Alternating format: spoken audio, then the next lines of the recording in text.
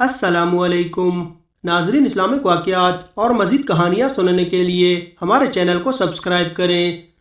دنیا میں لوگوں کو سب سے پہلے لکھنا پڑھنا اور تعلیم کا درس دینے والی عظیم شخصیت کو دنیا حضرت ادریس علیہ السلام کے نام سے جانتی ہے۔ ادریس کے لفظی معنی درس دینے والا کے ہیں، چونکہ آپ علیہ السلام نے اپنی زندگی کا سارا حصہ درس و تبلیغ میں گزارا، اسی وجہ سے آپ کو لوگ ادریس کہہ کر پکارنے لگے۔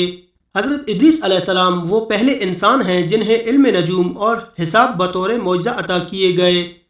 حضرت ادریس علیہ السلام حضرت شیس علیہ السلام کی 5ویں پشت میں سے تھے۔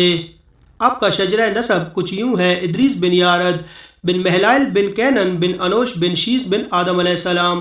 آپ کی ولادت بابل عراق میں ہوئی۔ آپ کا اصل نام اخنوخ تھا، لیکن قرآن کریم اور احادیث مبارکہ میں آپ کو ادریس کے نام سے ہی پکارا گیا ہے۔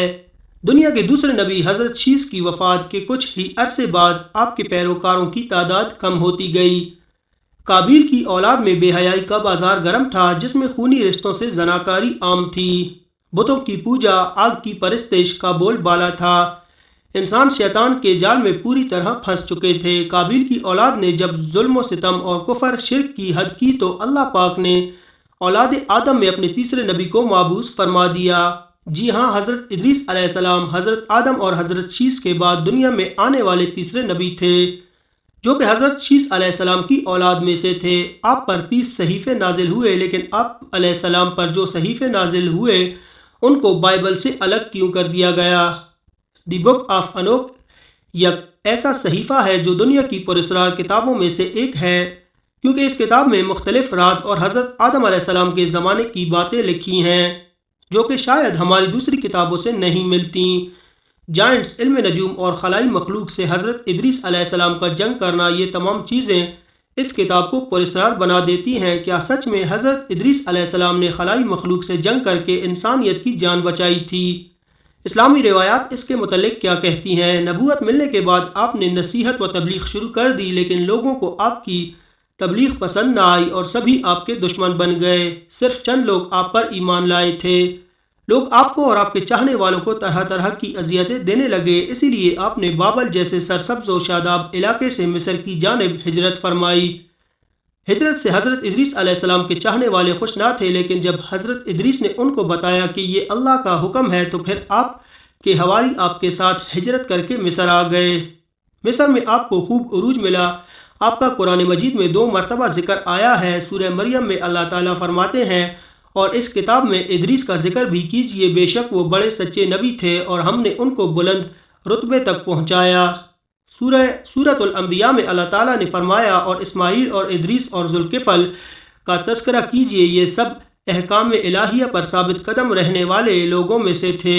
قرآن کریم کی معروف و مستند تفسیر معارف القرآن کے مطابق حضرت ادریس علیہ السلام حضرت نوح علیہ السلام سے 1000 سال پہلے پیدا ہوئے۔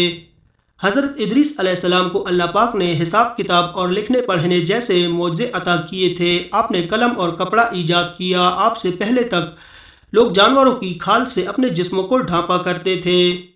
ناپ تول کے طریقے بھی حضرت ادریس علیہ السلام کے متعارف کروائے ہوئے ہیں۔ سب سے اہم بات کہ اسلحہ بھی حضرت ادریس علیہ السلام کی ایجاد ہے، جس میں انہوں نے اللہ کے حکم سے تیر اور کمان تیار کیے تاکہ بنو قابیل سے جہاد کیا جا سکے۔ حضرت ادریس علیہ السلام کی زندگی کے 2 نمایاں پہلو تھے، ایک وعظ و تدریس میں مہارت اور دوسرا آل قابیل سے جنگ۔ مصر میں آپ نے ایک بہت بڑی فوج جب تیار کر لی تو آپ نے پوری کوشش کی کہ قابیل کی اولاد راہ راست پر آ جائے اور اللہ کی عبادت کرنے لگ جائیں، لیکن شیطان نے ان کو اپنی گرفت میں جکڑ رکھا تھا۔ جب آپ ان سے اللہ کی وحدانیت کی بات کرتے، ایک اللہ کی عبادت کی نصیحت کرتے، برائیوں کو چھوڑنے کی تلقین کرتے، تو یہ باتیں ان لوگوں کو بڑی ناگوار گزرتی۔ اس طرح دنیا واضح طور پر 2 حصوں میں تقسیم ہو چکی تھی: اولاد قابیل جو کہ شیطان کے پیروکار تھے، اور دوسری طرف حضرت ادریس علیہ السلام پر ایمان لانے والے۔ پھر حضرت ادریس نے اللہ کے حکم سے آل قابیل سے جہاد کیا۔ یہی سب سے پہلا جہاد اور جنگ تھی۔ جنگ میں اللہ پاک نے حضرت ادریس علیہ السلام کو فتح نصیب فرمائی۔ بہت سے لوگ مارے گئے اور بہت زیادہ لوگ حضرت ادریس علیہ السلام پر ایمان لے آئے۔ 1946 بحر مردار کے کنارے ایک غار میں 900 قدیم صحیفے ملے ہیں۔ یہ وہی صحیفے تھے جو حضرت ادریس علیہ السلام پر نازل ہوئے تھے۔ ان صحیفوں میں ایک بڑا صحیفہ تورات کے گمشدہ صحیفہ میں سے تھا، جس کو آج ہم دی بک آف انوک کہتے ہیں۔ اس میں انسان کی ایک تاریخی کہانی ملتی ہے، جس میں حضرت ادریس علیہ السلام کے زمانے کے بے شمار واقعات ملتے ہیں۔ اس صحیفے میں ایک خاص قسم کی مخلوق کا ذکر کیا گیا ہے، جس کو دی ووچر کہا گیا ہے۔ انجیل میں ان کو دی فولک نجل کہا جاتا ہے۔ اس صحیفے کے مطابق حضرت ادریس علیہ السلام کے زمانے میں جیسے جیسے اس زمین پر انسانوں کی آبادی بڑھنے لگی تو کسی اور سیارے کی مخلوق کو بنی آدم کی خوبصورت عورتیں بہت پسند آئیں۔